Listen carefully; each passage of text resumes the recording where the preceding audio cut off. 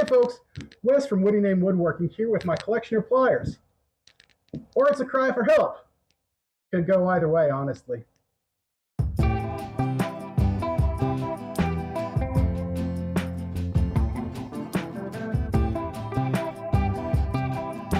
Linesman's pliers, like these, are not hammers. Sure, in a pinch they may seem like the ideal hammer, and yeah, everybody uses them as a hammer, but they're not hammers. They're not. Combination pliers are sort of, kind of, almost, but not quite linesman's pliers. These ones are springy and at a weird angle.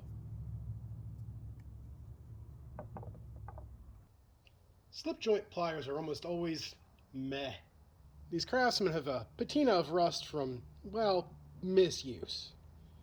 These Irwins are perfectly fine. These Icons are about as good as you can get with a pair of slip joint pliers, which is eh. If I had to pick a favorite kind of plier, and let's be honest, outside of something like this that's just never going to come up, I'd have to choose groove joint, or what normal people who aren't worried about trademark call channel locks. A tremendous number of projects around the house can be done with a good old 10-inch pair of channel locks. They give you a lot of leverage thanks to the length of the handle. Get a whole range of sizes that you can work with.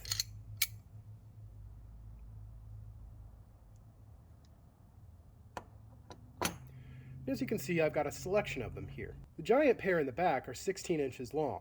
I picked those up after I ran into some plumbing issues in our older house. Closely related, but still their own thing, are these water pump pliers.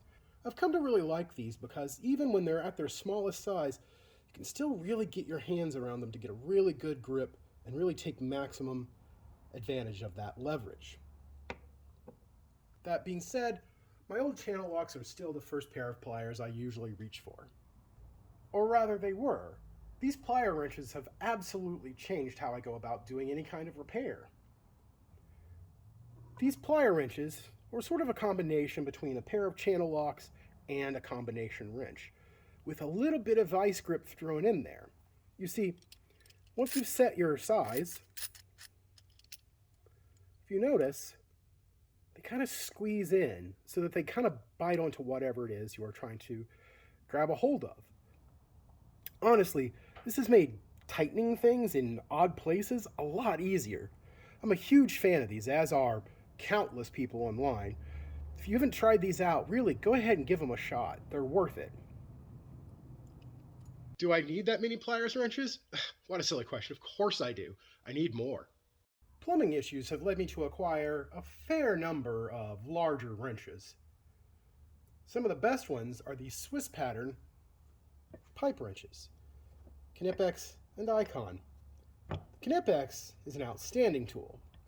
The Icon I haven't really had a chance to use yet, but I'm hopeful. Needle nose pliers and variations therein. When I was a young kid, these were my favorite kind of pliers. Purely based on volume, it's unclear whether or not my opinion has actually changed over the years. Wire, cable, and zip tie cutters. I often find myself turning to the Kleins ahead of anything else whenever I'm doing electrical work, even though I do adore these NWS soft grips. These provide a sort of mechanical advantage here that allows you to cut thicker material easier than you normally would be able to. It'd probably be awesome if I had some wire to cut with these, but I didn't plan that far ahead. People are constantly debating the value of Harbor Freight, especially in light of these new Icon tools. So far, my experience with the Icon line has been pretty awesome. One of the things that really sold me on Icon were these flush cut pliers. I picked them up on a whim and have been just blown away by how good they are. Now, admittedly, I only use them to cut plastic, zip ties, and the like, but they really work very well. Highly recommend these if you haven't tried them out. Often get them on sale for $20, $25, and honestly, it's really worth it. Oops, looks like a couple of them got away.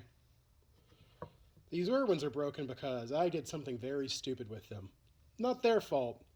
The stupidity was all mine.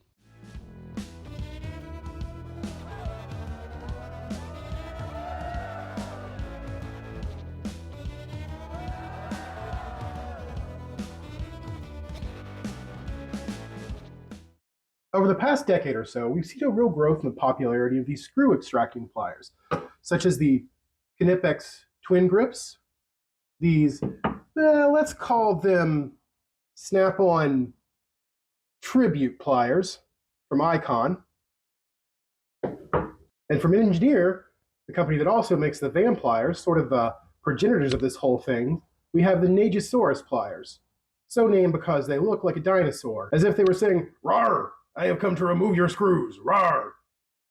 Apparently, they're kind of a pirate dinosaur. Vice grips are the original screw extracting, everything's gone wrong pliers. Or if you like shiny, made in America and built to last for generations, you can't beat these Malco Eagle grips. If you got lucky and bought them early enough in their production run, they even came in these cool 50s, 60s style boxes. Unfortunately, Malco stopped making these pliers about a year and a half ago. You can still pick them up online at Harold J. Epstein. I highly recommend doing that. These are probably the best looking pair of pliers I own. Gotta love that black, gray, and red color combination. While filming this video, I got COVID, and these non-marring slip joint pliers from Sonoda. These are pretty cool. So anyway, guys, by my count, that's about 68 pairs of pliers, not including anything plier adjacent like pipe wrenches or adjustable wrenches, things like that. 68 is actually less than I expected, but probably significantly more than any sane, rational person who doesn't do this kind of stuff professionally really needs. So, yeah, I've got a lot of pliers, and even while making this video, I actually acquired another pair of pliers, as I mentioned, and I've got my eye on some others, and eventually I'm just going to have a giant roll cart full of pliers. There'll be a drawer for, like, water pump pliers, a drawer for needle nose, a drawer for combination pliers. That might be a problem.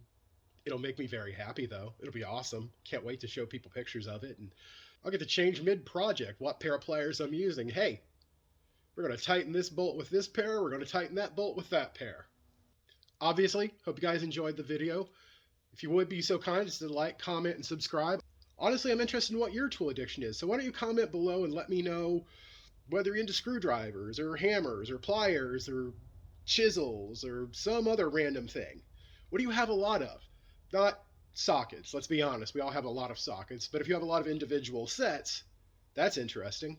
Also, what's your favorite tool? What's your tool that you like always turn to, that you always make sure you have with you? See you guys next time.